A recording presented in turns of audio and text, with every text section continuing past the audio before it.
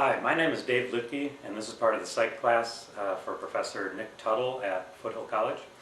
The title of my project is called Alone versus Loneliness. This came about because I'm trying to find the answer to the question, can some people be comfortable by themselves being alone, or do they find loneliness like I did last year? It was issue for me last year. I went through a grieving process. I lost a lot of family members, a couple of family members that were very vital to me. And my kids went away to college and my wife left me. 32 years of marriage, and it kind of petered out at the end, and I found myself very sad and very lonely last year. It was a difficult time for me. On top of that, we put my mother-in-law, she went into a assisted living care after 63 years of marriage, and she's absolutely miserable. She's decided to choose unhappiness for the rest of her life, and it was very difficult for me to go and visit her last year, and it was an eye-opening experience for me because the Serenity Rule talks about how give me the wisdom to tell the difference between what I have control over and what I don't have control over. And really, it comes down to our emotions are the only thing that we have control over. She's chosen this path that makes it very difficult for her family to support her and love her, and the staff there is difficult. As opposed to down the hallway, I saw this guy who's in a wheelchair who duct taped a table to his wheelchair so he could play cards with his kids, and he wears cowboy boots everywhere he goes. And I noticed one time that he had a fifth of whiskey, the top of it just sticking out his left boot, and his room is filled with flowers and always people there. And so that was one end of the spectrum, with him choosing happiness, being in the same exact situation as my mother-in-law choosing sadness.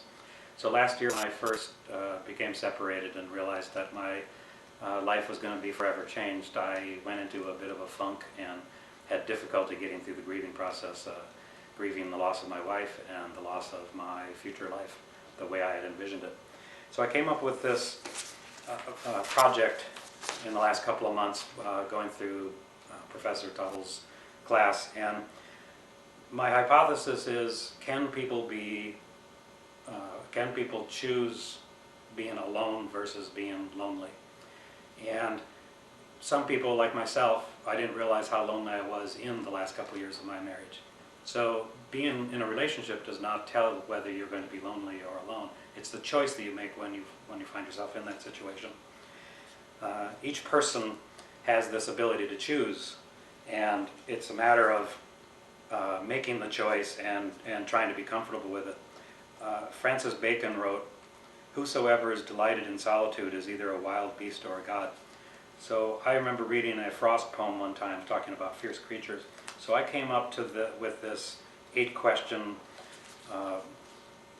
research project that I went out and found people who were doing things by themselves, and then I would buddy up to them and strike up conversation, and then sometimes they would allow me to do the 8 questions for them, and I'd categorize them into one of 3 groups.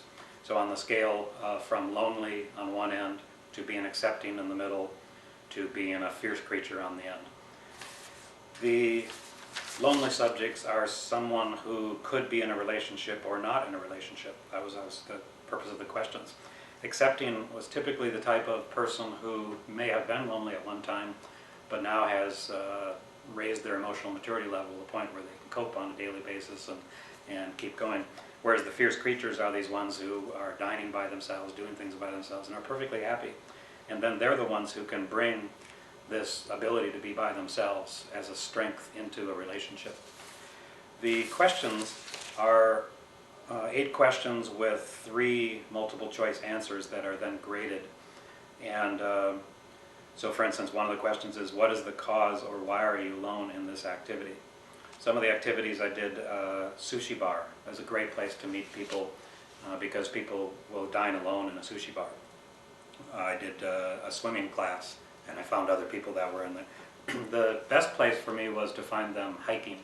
The Sierra Club has 5 events a week in this area, and I was going out on these hikes and talking to people and then introducing this questioning to them. The results. 20% of the people that I interviewed ended up being in the lonely category. 30% were in the accepting category, and 50% were in the fierce creatures category.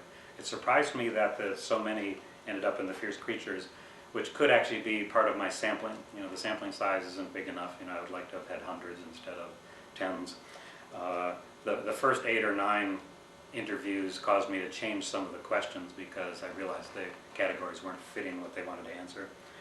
The interesting part, though, is that the lonely category of 20% matches the Ann Arbor Research Center of 2000 that talks about 20% of the people in the United States felt that loneliness and isolation was a major source of unhappiness in their lives. Another part why this was so important to me, this project, was that the Census Bureau of 2010 shows 29 million people in the U.S. alone living by themselves. 36% of these are aged over 65. Some of the issues with the accuracy of my study, the sample size, 23 people, wasn't enough to really get a large amount, but that took a lot of time to get that number. The answers and the classifications might have some bias on my personal experience, or biased from my personal experience because of my separation last year. This is a parallel search for happiness that I'm doing with this project. The questions tried to elicit an answer that depicted whether they were lonely in a relationship or lonely outside of a relationship, or comfortable in a relationship or comfortable outside of a relationship. The meaning for me on this project, emotional maturity is something that isn't taught, and it comes to everybody at a different stage in life.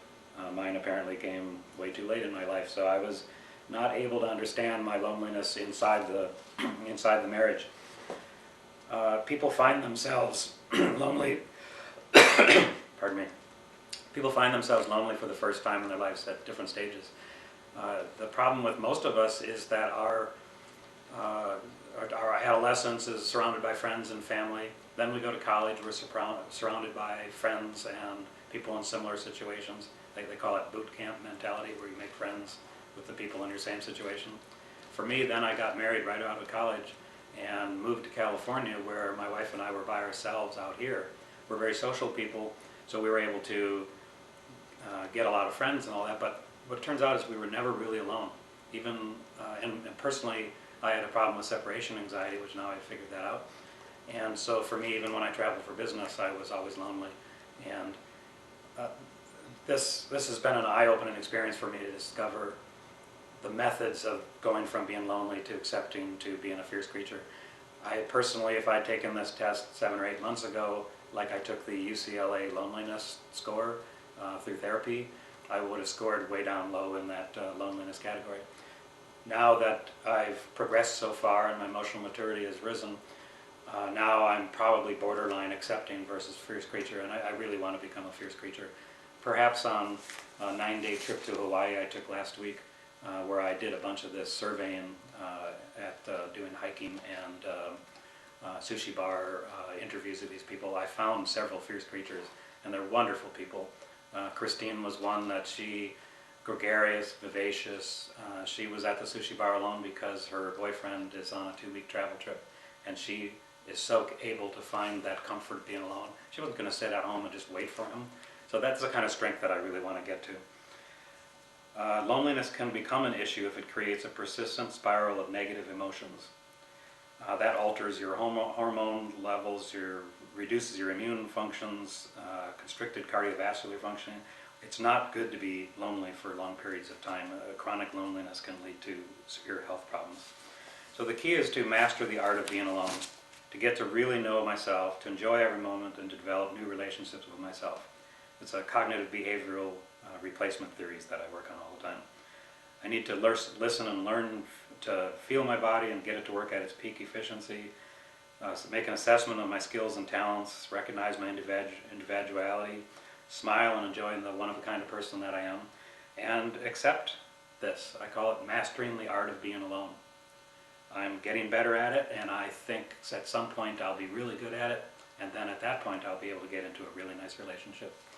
So thank you for your time. Thank you for teaching us on this, Mr. Tuttle, and I look forward to meeting you someday. Thanks.